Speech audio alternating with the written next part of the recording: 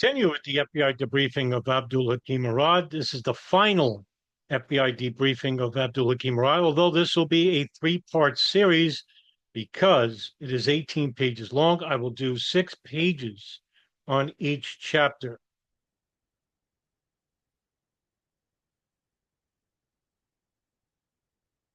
On April 13, 1995, security agent Frank Pellegrino and Thomas Donlan conducted an interview of Abdul Hakim Ali, aka Abdul Hakim Ali Hashem Murad.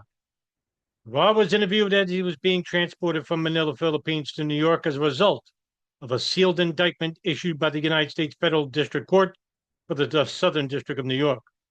The indictment of Murad charged him with Title 18 USC Section 32 conspiracy to destroy U.S. civil aircraft. And remember the date here.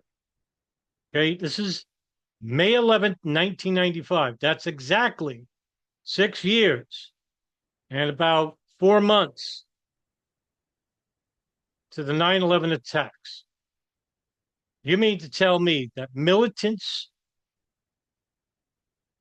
threats to U.S. airliners were not taken seriously by either the FAA or the State Department or the National Security Council, even INS? They knew that there was a threat to U.S. airliners 6 years, 4 months before the 9/11 attacks. Murad was advised of the identities of the interviewing agents and the purpose of the interview. Murad was read his rights in English and stated that he understood. Murad then read his advice of rights in both English and Arabic and again stated that he understood. Murad then signed the waivers of his rights, witnessed by the interviewing agents, and agreed to speak to the interviewing agents and provided the following information in English. Murad advised that he arrived in Manila, Philippines on December 26, 1994, aboard Singapore Airlines, which originated in Dubai, United Arab Airlines, with a stopover in Singapore before arriving in Manila. Murad advised that he had received a call in Dubai from Ramzi Youssef, aka Abdul Basit Mahmoud Abdul Karim, in the beginning of December of 1994. Murad stated that he was living with his uncle Sulaiman Ahmed in Casas, a small community in Dubai. Since his uncle does not have a telephone at his residence, the call came from Ramzi into his neighbor's phone, Juna Murad, no relation. Murad stated that Ramzi requested his presence in the Philippines without fully elaborating on the purpose. However, Murad believed that he would be traveling to the Philippines to participate in a bombing. Murad advised that Ramzi sent his $1,200 to buy the airline ticket. Now, just a couple of years ago, previous to 1994, a little bit about Ramzi Youssef and his experience with bomb making. He actually took courses at bomb making at the Chaldean training camp. While he was at the training camp, he learned about small bombs, nothing big. And when he came to New York, he was known as Rashid al-Iraqi. Those who knew him at the Chaldean training camp, like Abdul Jarak Abdul Bakr Janjalani, who he knew in Peshawar, would later form the Abu Sayyaf group. In fact, an informant inside Abu Sayyaf, who was also a Philippines investigator named Edward Angelines, knew Ramzi Youssef as the chemist because of his abilities with explosives. He also claims that he's seen Abdul Hakim Murad and Wali Khan Ahmed Shah train militants within Abu Sayyaf, where he stayed for roughly 3 months. And even before that, he got his start in bomb making in 1989, where Ramzi Youssef actually went to Peshawar in Pakistan and began training at the Sada training camp. And there he learned to manufacture explosive devices from an individual named Abu Jawal al-Kandahari, who was actually an explosive expert from the training camp called the Jihad Wal training camp. Who else did al-Kandahari train in bomb making? Ahmed Ajaj, who was an Israeli Mossad spy who played a terrorist inside Hamas,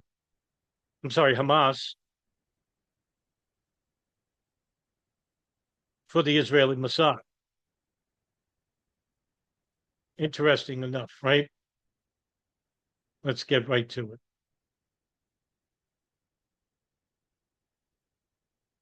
June 3rd, I'm sorry, April 13th, 1995, Frank Pellegrino and Thomas Donlan conducted an interview of Abdul Hakim Murad. I'm going to skip this, right?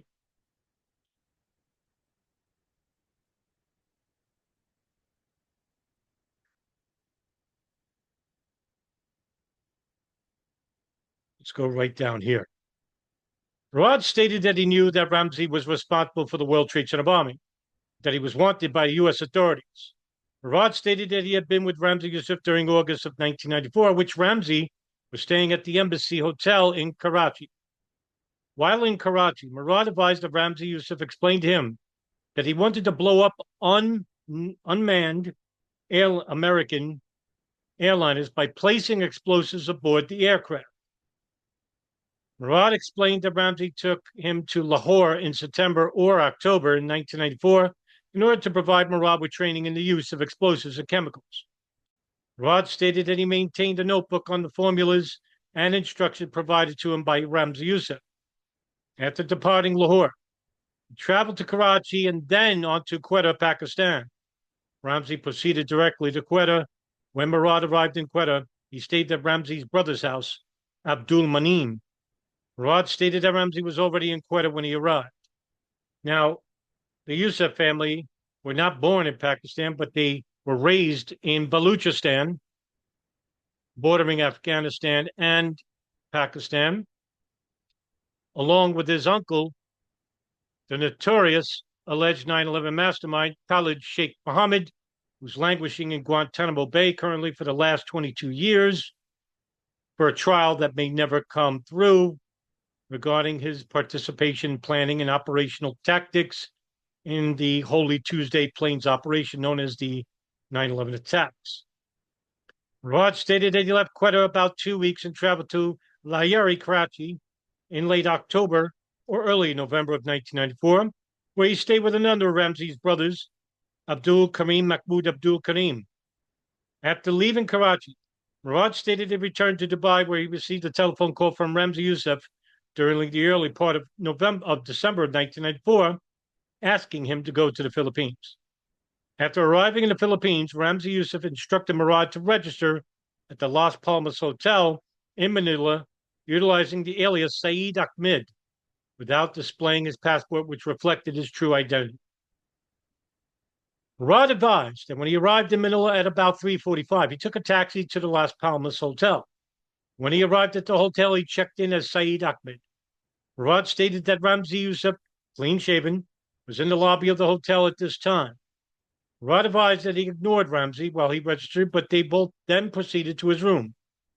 Murad stated that when Ramzi Youssef previously contacted him in Dubai, he asked Murad to bring some hair dye. Murad stated that he brought 5 or 6 different L'Oreal hair colorings. At least they had stock, L'Oreal. Murad stated that as soon as they settled in the hotel, he shaved his beard and Ramzi assisted him in coloring his hair. Murad advised that he and Ramzi were trying to disguise their Arabic features while appearing more European in order to receive less attention. This later on would be used by Khalid Sheikh Mohammed in on the 9/11 pilots, Muhammad Atta, Ziad Jarrah, Moen al-Shehi, known as the Hamburg cell. They told him to look more Western appearing. In fact, they chose them specifically because they were young and Western looking. Murad advised that he and Ramzi were trying to disguise their Arabic features while appearing more European in order to receive less attention. Murad stated that they left the hotel room about 5 p.m. and returned about 8 p.m. after dining alone at the local restaurant. That night, Ramzi stayed at the hotel with Murad and they engaged in only social conversation. The following day, December 27th, Murad stated that they woke up approximately 1 p.m. and went to the SM store at the Shangri-La Mall in Edsa to purchase contact lenses for Murad and Casio watches to take timers for explosives. Contact lenses actually were used to hide the explosive liquid. I forgot that they used. Murad advised that they did not buy any watches at this time. At about 5 p.m., Murad advised that Ramzi Youssef received a call on the cellular telephone from an individual identified by Ramzi as Khalil from Qatar, who was visiting the Philippines. Murad advised that Ramzi was told that Khalid had something for him from Qatar. Now, remember, Khalid in Qatar at this time was his uncle, Khalid Sheikh Mohammed. The FBI only knew of him later, and it came from this man, Frank Pellegrino, who's interviewing Abdul Hakim Murad. Frank Pellegrino was one of a very select few FBI agents that tied Khalid Sheikh Mohammed to a wire transfer to Mohammed Salame, who was one of the associates in helping bomb the North Tower of the World Trade Center in 1993. So we know that Khalid Sheikh Mohammed was hidden by Qatari government. While the CIA and the FBI went to arrest him, he was tipped off and he left. Who tipped him off? The Qatari authorities. But who tipped off the Qatari authorities about the CIA and the FBI trying to detain Khalid Sheikh Mohammed? That's the question. Murad advised that he and Yusuf went to Khalid's apartment in Emrata, but Murad could not remember the address, but believed it was on Mab, I Street. Murad stated that it was his opinion that this was the first occasion that Ramzi Youssef met Khalid based on the way they introduced themselves. Murad explained that Khalid gave Ramzi a handbag that contained chocolate, potato chips, and non-alcoholic beer. Khalid also gave Ramzi a letter from someone named Saleh. Murad stated that Khalid said that he came from Qatar to open up an employment business to locate Filipinos and work in Qatar. Murad said that he and Ramzi stayed about 10 minutes and Murad never had contact with Khalid again. Murad described Khalid as approximately 5'11", thin build, 26 to 27 years old, with a beard and brown hair. Murad advised that Ramzi stayed with him at the Las Palmas on the evening of December 27th. Murad stated that he and Ramzi, after leaving Khalid, spoke of Islam, Islamic wars, the current position of Arab countries. They purchased Time magazine, walked on the beach, and watched CNN before going to sleep. On December 28th, Murad advised that he checked out at the Las Palmas Hotel at about 2 p.m. and paid for his stay. He and Ramzi then went to Ramzi's residence, the Dora Joseph Apartments, 711 Quinlan Avenue, Malet, Manila, apartment 603. This is where they planned the Bojinka plot, and the idea for the 9/11 attacks would come from it, because it came from Khalid Sheikh Mohammed, who was involved with the Bojinka plot, along with Ramzi Youssef and Abdul Hakim Murad. Murad advised that later the same day, Abdul Majid came in about 6 p.m. and stayed for only about 1 hour. Murad advised that Majid previously lived with Ramzi in apartment 603 until December 27th, at which time he moved out in order to allow Murad to move in. Murad stated that it was obvious that Majid knew what was in the apartment, and Ramzi explained that Murad always wore gloves in the apartment since he was frightened of all the chemicals. Murad described Majid about 165 centimeters, brown complexion, clean-shaven, medium build, black hair, and originated from Saudi Arabia. Murad advised that he knew Majid from Karachi and was surprised to see him in Manila. Murad advised that Ramzi Youssef told him that he was there for driving lessons. Murad advised that Majid lived in Karachi in a section called Sharafabad, where he visited Majid, who was in the electronics business, with Ramzi in April of 1993. Murad also advised that Majid had visited Ramzi Youssef when Ramzi was in the Jinnah Hospital in Karachi in August of 1993, after a bomb had exploded when he was trying to build a bomb and throw it in the sewer nearby the house of the Prime Minister of Pakistan. Her name escapes me now. Please forgive me, I forgot her name. But he was trying to build a bomb to kill her, regarding that he got a contract from a Pakistan Islamic group to actually kill the Prime Minister, Benazir Bhutto. The bomb had exploded, which left him disabled for a little bit. Murad also advised that Majid when he was in a Jinnah hospital. Murad advised that Ramzi Youssef told him that Abdul Majid is just an alias. Murad also advised that Majid had obtained a United States visa, was planning to travel to the United States sometime in the near future. Murad stated that he thought that Majid might go to the Richmore Flying School in Albany, New York, because Majid seemed interested in obtaining his pilot's license, and Murad suggested to Richmore Flying School. At this point, Abdul Hakim Murad had trained at flight schools in the United States. In fact, it was Murad who gave Ramzi Youssef the idea of flying a plane into a building. Murad actually stated to Ramzi Youssef. Now, remember, Murad explained this to the FBI, and we'll read about this later, that Murad would manually crash a plane into CIA Langley headquarters in Virginia. 1995, folks. Majid advised that in either July or August of 1993, he was living in apartment 402 at the Lighthouse Nadi Tower in Karachi, Pakistan. The apartment was owned by Haji Yusuf, a friend of his uncle. Murad stated that Ramzi stayed with him for about 1 week. While in the apartment, Ramzi was cleaning lead outside of a container when it exploded, causing serious injuries to Ramzi Yusuf, including blindness in his right eye. That's interesting. You know, Ramzi Yusuf was a skilled bomb maker, yet he had all these accidents. And I guess that comes with the territory, right? And if you read about Ahmed Ajaj, who I think was the more skilled bomb maker, remember, when Ajaj was in New York, he contacted who to help build the bomb for the North Tower of the World Trade Center? Ahmed Ajaj. Now, if Yusuf could do it on his own, why not? Why did he call Ahmed Ajaj, who was in detention in New York as he was apprehended for trying to enter the United States with a faulty passport, which actually was crudely made. And on top of it, he had a document inside his luggage, which was the first known piece of paper that had Al Qaeda on it, called the base,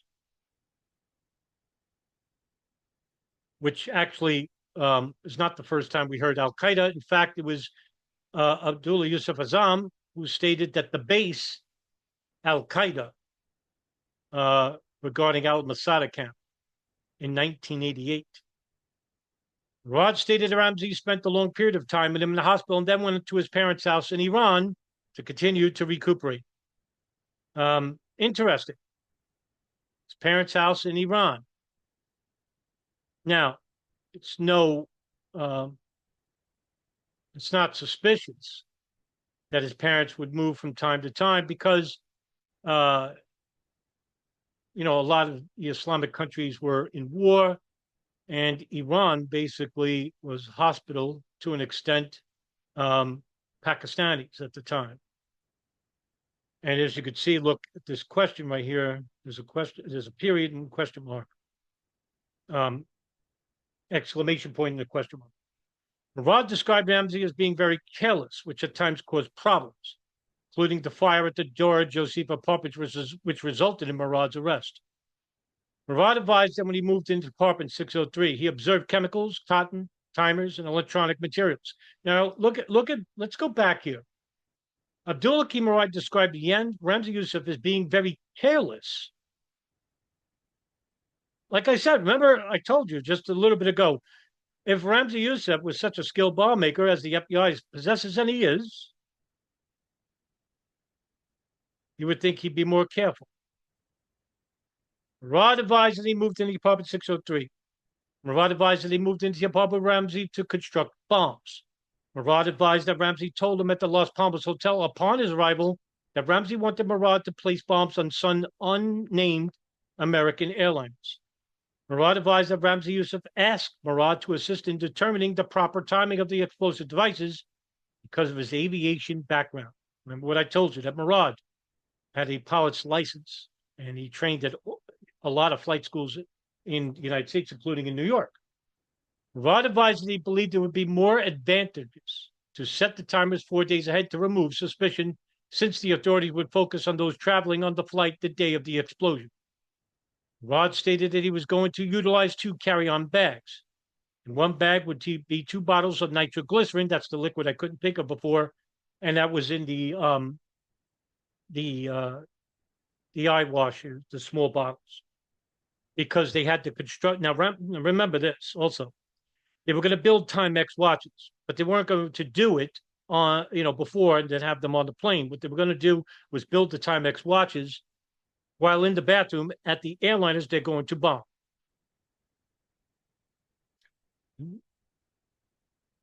Murad stated that he and Ramzi Youssef discussed planning detonators in a Parker pen in the future to avoid airport security.